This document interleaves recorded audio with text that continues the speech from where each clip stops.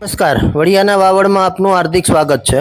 વડિયા કુકાવાવ તાલુકાના મોટી કુકાવાવ ગામે કૂવામાંથી એક યુવકનો મૃતદેહ સામે આવ્યો છે।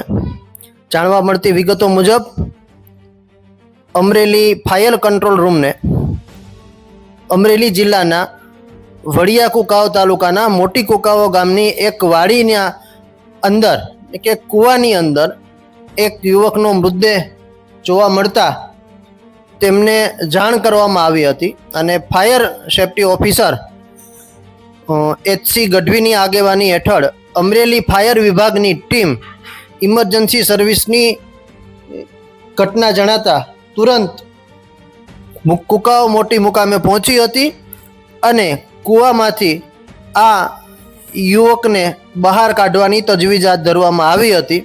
જોકે યુવકને કૂવામાંથી બહાર કાઢવાની તજવીજ હાથ ધરી ત્યારબાદ યુવક મૃત હાલતમાં હોય તેવું જાણવા મળ્યું હતું અને ત્યારબાદ અમરેલી ફાયર વિભાગની ટીમે આ યુવકને તેના પરિવારને બહાર કાઢી અને સોંપ્યો હતો અને એ યુવક હાલ મૃત્યુ પામ્યો હોવાના સમાચાર સામે આવતા જોવા મળી રહ્યા છે। કુકાવાવ મોટી ગામના એ કૂવામાં જે યુવકની લાશ પ્રાપ્ત થઈ હતી એ હિતેશભાઈ રમેશભાઈ ટાઢાણી નામના કોઈ યુવકની લાશ હોવાનું જાણવા મળી રહ્યું છે। ત્યારે વડિયા કુકાવાવ તાલુકાના કુકાવાવ મોટી ગામે એક કૂવાની અંદરથી એક યુવકનો મૃતદેહ મળી આવ્યો છે।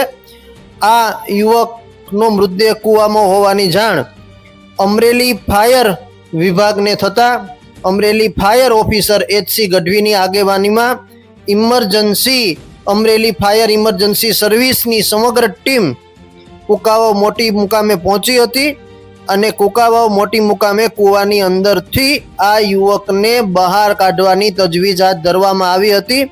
યુવકને બહાર કાઢ્યા બાદ તપાસતા આ યુવક મૃત હાલતમાં મળ્યો હોય તેવી ઘટના સામે આવતી જોવા મળી હતી।